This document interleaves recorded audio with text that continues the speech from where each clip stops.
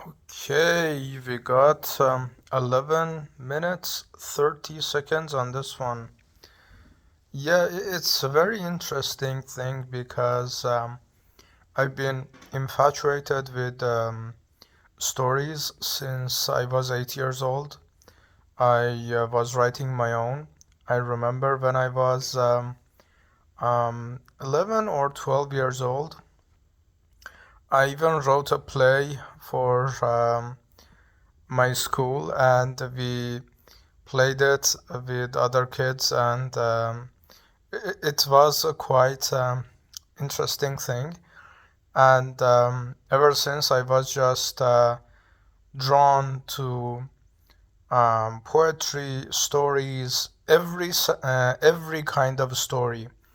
Even that's why I talk to a lot of people, preferably aged like 40, 50 or up, because those people have more interesting stories to tell. And not necessarily, but and they have a kind of a clearer picture of life and stuff like that. And I recently saw like a couple of LinkedIn posts and stuff like that.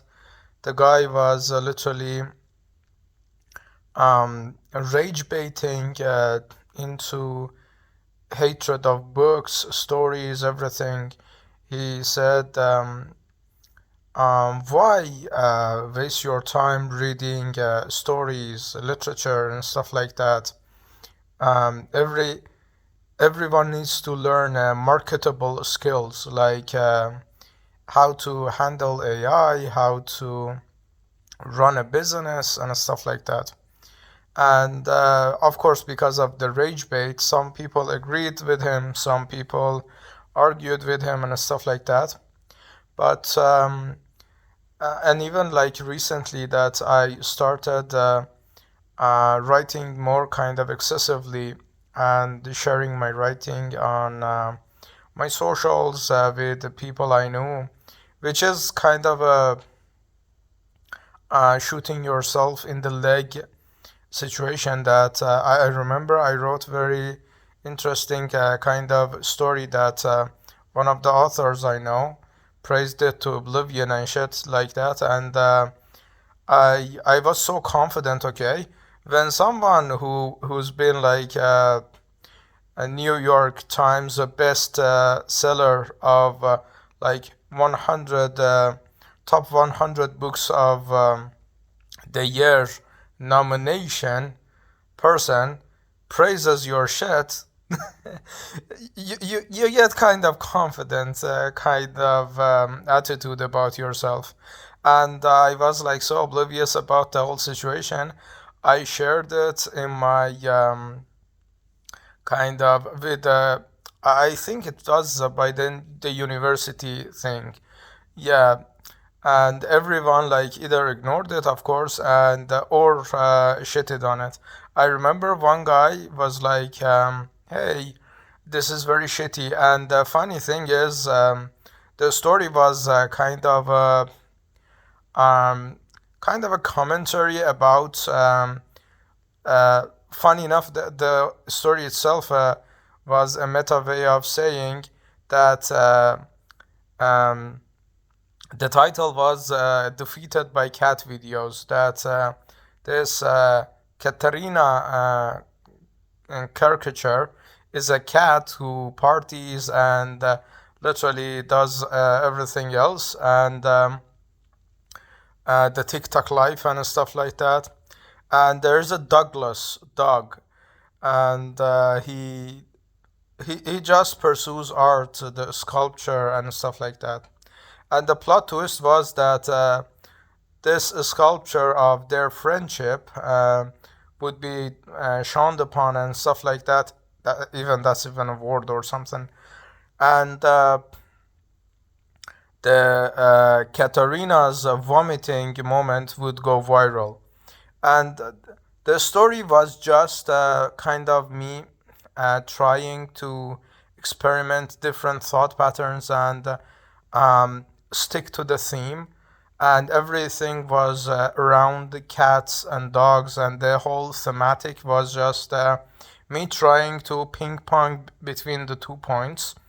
And I realized that the hatred I got actually wasn't hatred, and it was kind of what you call hidden praise.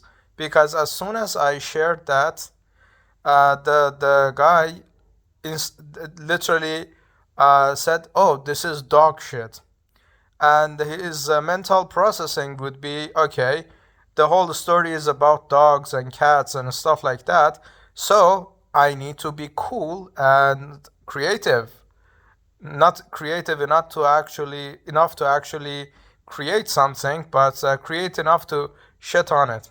And he said this dog shit, and of course he felt smart and stuff like that.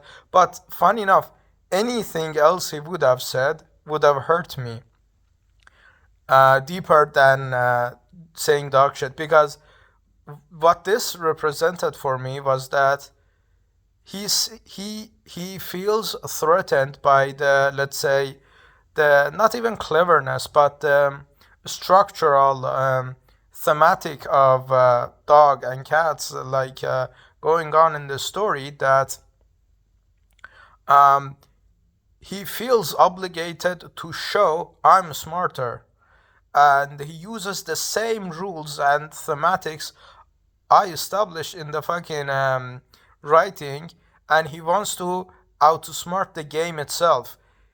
So not only it shows the recognition of the established rules and thematic, but also it kind of reinforces the uh, if it was actually shit and it was like total garbage, he wouldn't even associate himself with it. It's kind of a mental fuckery when you think about it. But yeah. But other point is that I got a lot of like mixture of friends and associates in my life. That's kind of odd mixture. That is like a bunch of so it's literally a razor sharp split here, with like half of them very ambitious people, very kind of uh, accomplished individuals, and like the other half are just literally chains. Not for my life, because I literally limit contact with them anyways, but for their own lives as well. Like most of these people um, come to me and say why I'm literally belittling my own dream. And they don't even understand. Like, I remember I had this not even a long time friend, but we met each other like for a group project of the university, and we were like working on something for like 2 or 3 months. And he would always say, "Hey, I admire your tenacity, your non give a fuck kind of attitude, that you're very brave and whatever."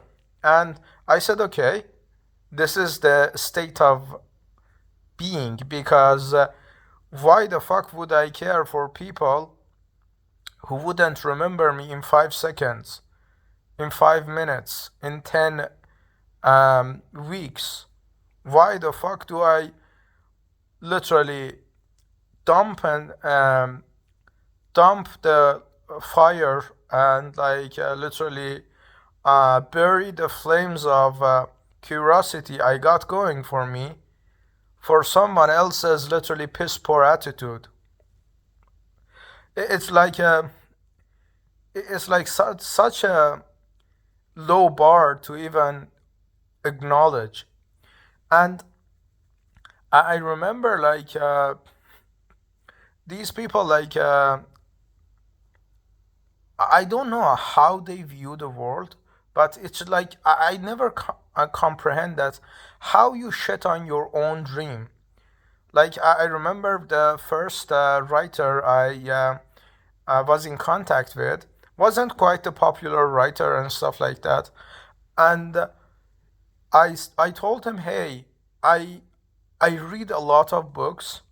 I know a lot of intellectual people and stuff like that. But no matter what, whatever I read, whatever the fuck it is, it never fucking satisfies me. And I was jokingly saying to him, hey, maybe I should write a book that satisfies me finally. And he literally said, yeah, why not? I'm sure it would sell.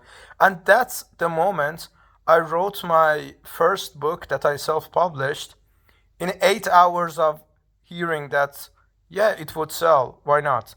Sure, it didn't sell because I didn't like advertise it for shit, but it made me write.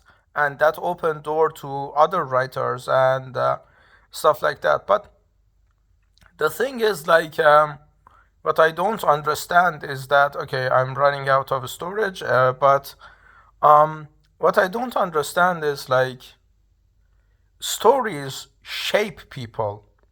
Stories breed belief systems, and how to ignore that, it's like beyond me. But yeah, that's the video, and bye.